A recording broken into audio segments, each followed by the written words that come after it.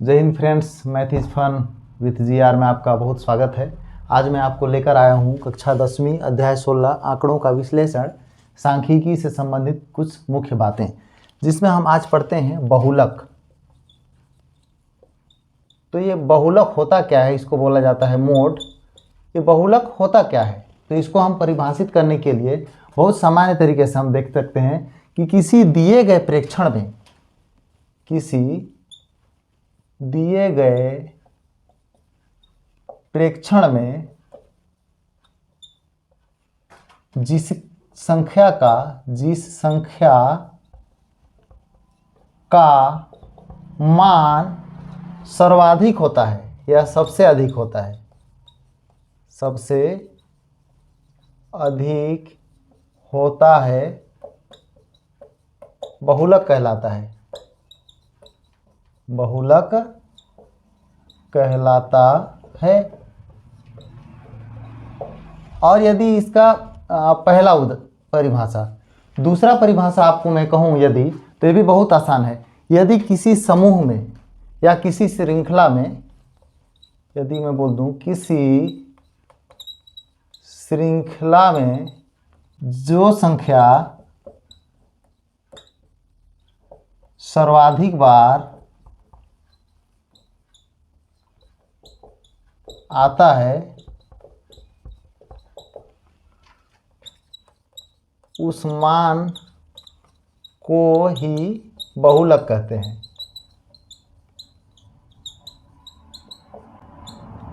बहुलक कहते हैं। तो हम इसको समझने के लिए एक उदाहरण लेते हैं। जैसे पहले हम इसको समझ लेते हैं। किसी श्रृंखला में जो संख्या सर्वाधिक बार आता है, उस मान को ही बहुलक कहते हैं। अर्थात 2 3 2 3 4 5 7 3 2 1 5 2। अगर मैं इस सीरीज को बोलूँ, इस श्रृंखला को लूँ, तो इसमें 2 एक बार, 2 बार, 3 बार, 4 बार आया। यहाँ 3 1 2 मतलब अर्थात 2 कितना बार आया, 4 बार। और 3 1 2 3 बार, 3 कितना बार आया, 3 बार। और 4 कितना बार आएगा, 1, केवल 1 बार। और हमारे पास 5 कितना बार आया, यहाँ 1 2 बार। और 7 कितना बार आया है, 1 बार। अर्थात यहाँ पर सर्वाधिक मान किसका ज़्यादा है, सर्वाधिक बार कौन आया है, तो हमारे पास सर्वाधिक बार आया है 2। अर्थात इस श्रृंखला का जो बहुलक है वो किसे बोला जाएगा, 2 को। उम्मीद करता हूँ वीडियो आपको समझ में आ रहा होगा। और एक यदि मैं बोलूँ, इसकी बात बोलूँ कि किसी दिए गए प्रेक्षण जिस संख्या का मान, प्रेक्षण में जिस संख्या का मान सबसे अधिक होता है, वह बहुलक कहलाता है। अगर मैं बोलूँ, यहाँ दिया गया है वर्ग अंतराल, अब इधर दी गई है आवृत्ति। हम पहला वाला जो डेफिनेशन दिए हैं उसको यहाँ देखते हैं कैसे होगा। तो वर्ग अंतराल हमारे पास क्या क्या दिया गया है। अगर 10 से 20, 20 से 30, 30 से 40 और 40 से 50 दिया गया है। अब इसकी आवृत्ति क्या है, 10 से 20 बार वाला 1 3, इसको बोल दूँ 5, इसको बोल दूँ 4। इस तरह से हमारे पास एक सारणी तैयार है। और इसमें यदि बोला जाए कि बहुलक वर्ग क्या है या बहुलक क्या है, तो इसको हम देखेंगे सर्वप्रथम इसमें कि 10 से 20 कितने बार आया, 1 बार। 20 से 30 कितने बार आया, 3 बार। 30 से 40 कितने बार आया, 5 बार। 40 से 50 कितने बार आया, 4 बार। अर्थात सर्वाधिक बार कौन बार बार रिपीट हो रहा है, 30 से 40 बार बार रिपीट हो रहा है। अर्थात कितना बार आया, 5 बार। अर्थात इसको क्या बोलेंगे, बहुलक। अब बहुलक वर्ग किसे कहते हैं, तो बहुलक वर्ग, जो बहुलक है उसका वर्ग अंतराल जो है वो बहुलक वर्ग कहलाएगा। अब बहुलक वर्ग क्या आया, 30 से 40। अब 30 से 40 आया तो यहाँ पर मुख्य बात क्या है कि ये जो है ये दोनों सीमाएं हैं, तो इसको बोलते हैं निम्न सीमा इसको हम बोलेंगे निम्न सीमा। अब इसको क्या बोलेंगे? उच्च सीमा अर्थात अपर लिमिट। Upper limit. अब इसको क्या बोलेंगे? Lower limit. चूंकि इनका इस्तेमाल होना है इसलिए मैं बताना जरूरी समझा इसमें। इसको जानना आपको बहुत ज़रूरी है।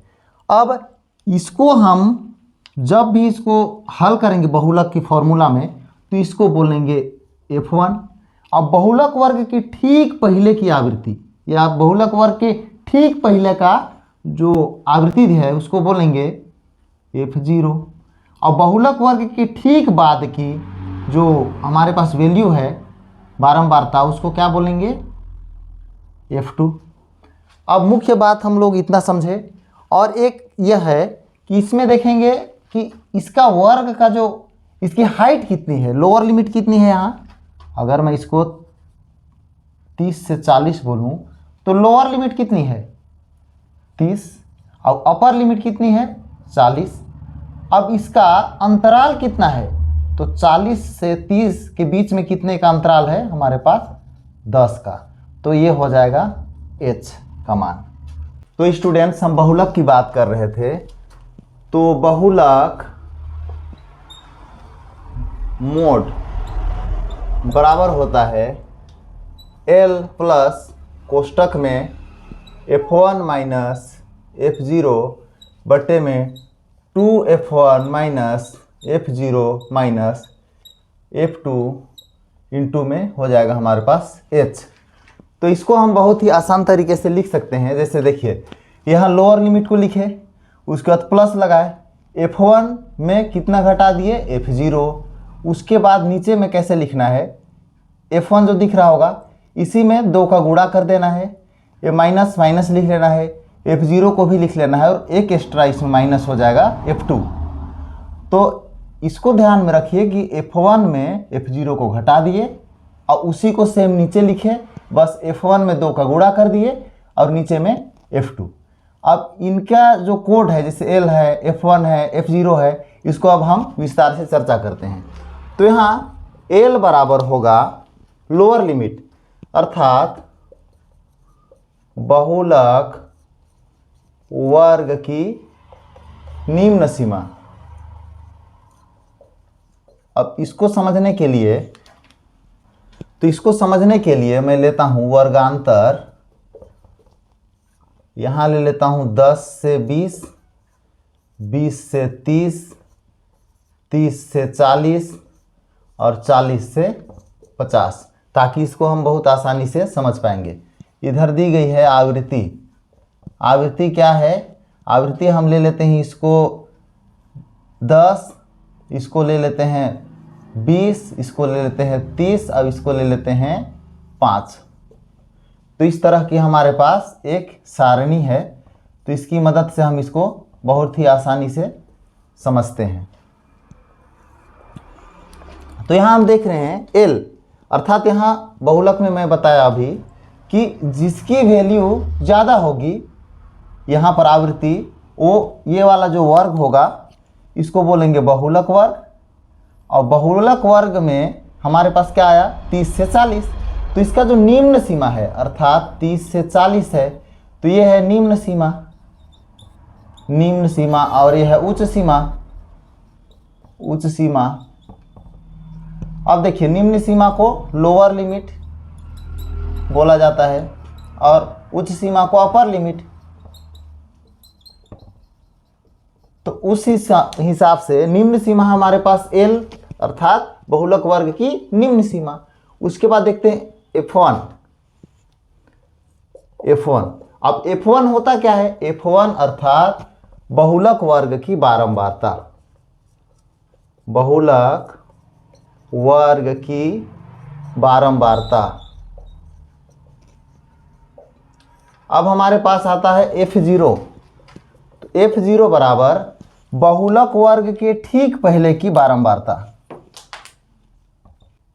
अर्थात F0 बराबर बहुलक वर्ग के ठीक पहले की बारंबारता। की बारंबारता। अब F1 हो गया, F0 हो गया, अब F2 की बात करें। F2 बराबर बहुलक वर्ग के ठीक बाद की बारंबारता। बहुलक वर्ग के ठीक बाद की बारंबारता। अब आती है हमारे पास H। अब H को समझने के लिए यहां देखते हैं हम कि इसका जो वर्गांतर कितने का है, 30 से 40 तक। अब इसकी निम्न सीमा है 30, उच्च सीमा है 40। इसके बीच में इसकी जो माप है, हाइट है, कितनी की हाइट है, तो वो हाइट है 10।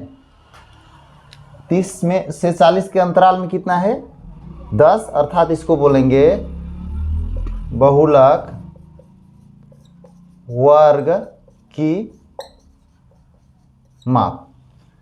तो इस तरह हम L को समझे, लोअर लिमिट F1 बहुलक वर्ग की बारंबारता, F0 बहुलक वर्ग के ठीक पहले की बारंबारता, F2 बहुलक वर्ग के ठीक बाद की बारंबारता, H बराबर बहुलक वर्ग की माप। तो इन चीज़ों को आप बेसिक अगर समझ जाते हैं तो ये जो सवाल है वो निश्चित ही आपसे बहुत आसान तरीके से समझ जाएगा। यदि आपको वीडियो अच्छा लगा हो तो चैनल को लाइक कीजिए, सब्सक्राइब कीजिए और बेल आइकन को दबाना न भूलें। स्क्रीनशॉट ले लीजिए। वीडियो देखने के लिए बहुत बहुत धन्यवाद।